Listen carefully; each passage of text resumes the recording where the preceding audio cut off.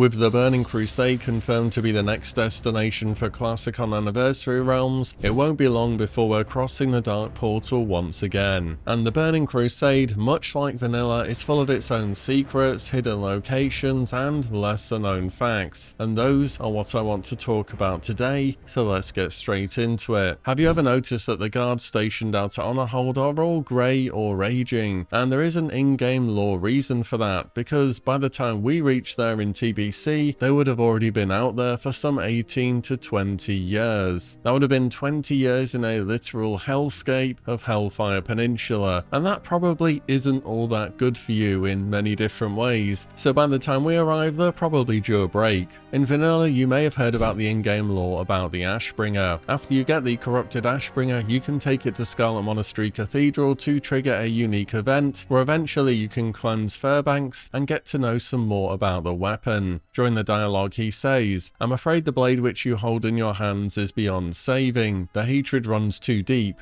But do not lose hope, where one chapter has ended, a new one begins. Find his son, a more devout and pious man you may never meet. It is rumoured that he is able to build the Ashbringer anew, without requiring the old, tainted blade." The player says, "But his son is dead," and Fairbanks replies, "No, only one of his sons is dead, the other lives. He's in Outland. Find him there." Now, this mysterious second son in Outland was rumoured to be David Wayne. Previously, he was a member of the Sons of Lothar, who had left them to work on his own as a master blacksmith. He also says when speaking to him, "It's hard to explain, but I don't feel like I'm meant to be at Honor Hold right now. Perhaps I'm meant to be part of something larger." This hints that maybe there were plans for him to indeed be part of a quest series potentially related to the fate of the Ashbringer. And during TBC, the player and David Wayne forge a powerful weapon to be used against the Legion. This goes into the idea of crafting specialty weapons to be used against a certain type of enemy, which is also most definitely what the Ashbringer is versus Undead. So you can see where the speculation around this mysterious character comes from. He has the blacksmithing skills, the isolation from others, and that he may be part of something greater.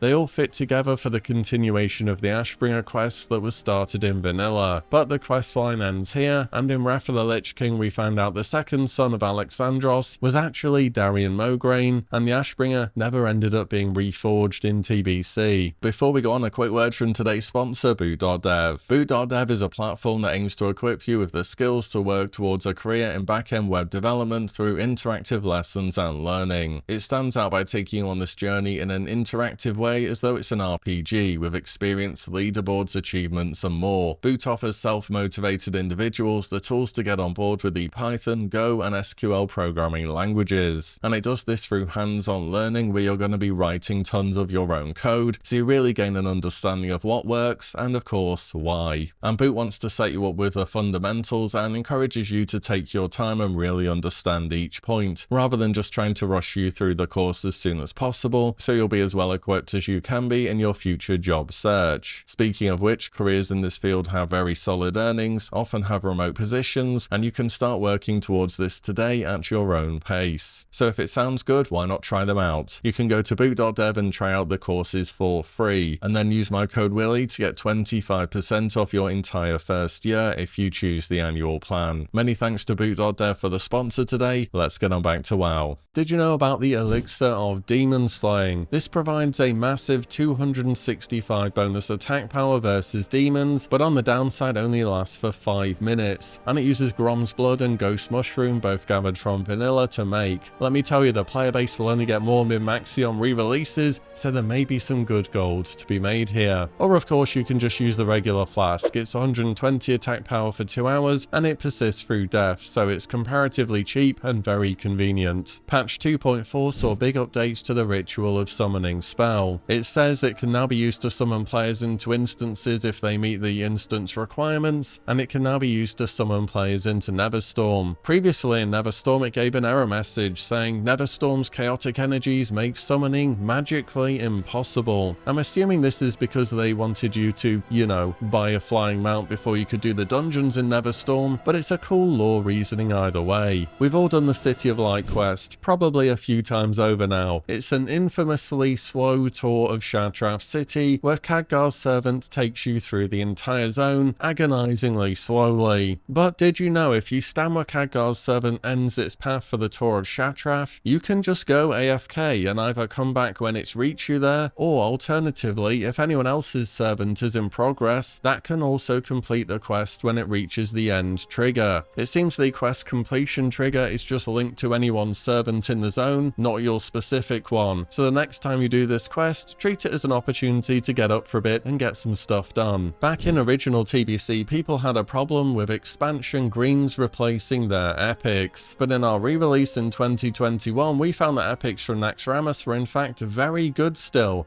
and could absolutely still be used well into raiding in tier 4. I'm guessing the people who complained about this back in 07 had epics that were random items from Molten Core, ZG or AQ20, and they would have been years out of date already even by vanilla standards. I mean, sure, they're purple items, but there was a lot of really bad purple items in vanilla. Mace spec warriors in PvP are the biggest random casino spec in the entire game. You have Wind Fury for a chance at multiple attacks that can proc stuns. You can put 5 points into mace specialization, making it so each attack can generate bonus rage and have a chance to stun. And then on top of that, you have a bunch of weapons such as Deep Thunder early on, or later Storm Herald. Back in the day, people called this weapon Stun Herald, as getting random lucky stuns could absolutely decide arena games. As the warrior, this is just hilarious when it works for you, but it can also be incredibly annoying to deal with. Speaking of arena, did you know that resilience didn't reduce the effect of mana draining effects all the way up until patch 2.4? That's right at the end of the expansion. So comps that wanted to focus on mana draining, so Hunter with Viper Sting, Warlock's mana drain, and Priest mana burn, were super effective prior to this patch coming out. During the TBC pre-patch, certain mobs outside of Karazhan have their drop table updated to include Netherweave Cloth, so if you really want to, you can go and start farming Netherweave Cloth as soon as the pre-patch drops. I remember Netherweave starting to appear on the auction house before TBC re-released in 2021, and this was one of the main ways that people were farming it. I don't think this is terribly useful for any practical reason, but I thought I'd include it in here anyway. There was allegedly a bug with Atlas loot back in the day that people could use to reset and check whether or not the Warglaze of Azzinoth would drop inside of the Black Temple. It's speculated to only work if no one with glaives had logged onto your realm, so that the item information had not yet been populated on the server since the reset. So what people would do, or when I say people, rogues or warriors,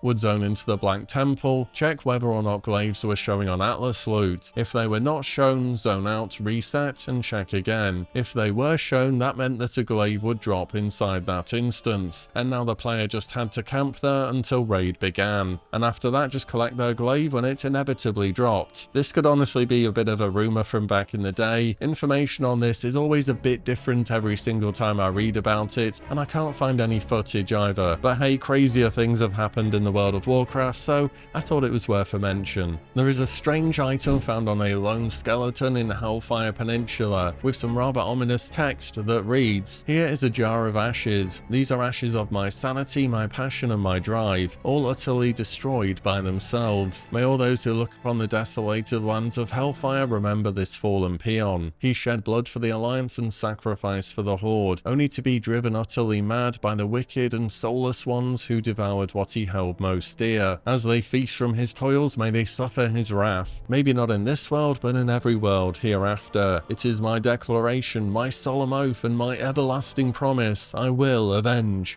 my suffering." People speculate this to have been added into the game by a developer as a reference to the work that developers and community managers and so on put into the game, and how they're often treated not terribly well by the people who are posting on the forums all day every day. Imagine a peon putting in work for both the Alliance and the Horde, whose passion was worn down by those he served. It really does kind of fit the bill, doesn't it? It's an unfortunate side of the internet when you're one person that can be singled out and criticized online. It's unfortunate that whatever you say and however you phrase it, there will be somebody who has a problem with it. Next up, the Drums of Battle were a consumable item made through leatherworking that also needed the profession to use. Back in the day, guilds started to really min-max on bosses such as Muru, who had crazy high DPS requirements for the time. As such, 4 people per party were required to be leatherworking to rotate the Drums of Battle buff, as it would provide a haste buff for their entire party that could be indefinitely maintained. In TBC Classic, Blizzard made a targeted change so that this drum would now cause a debuff called tinnitus that will prevent you from rotating drums. Ultimately, it's not too bad to have at least one person in your group be a leatherworker, and this saved many other classes that otherwise wouldn't have cared about leatherworking, feeling as though they had to go this profession for the buff. Did you remember there were actually epic gems all the way from phase 1 of TBC, and they could drop from bosses inside of heroic dungeons. However, these gems were all mixed, meaning they had a bunch of stats combined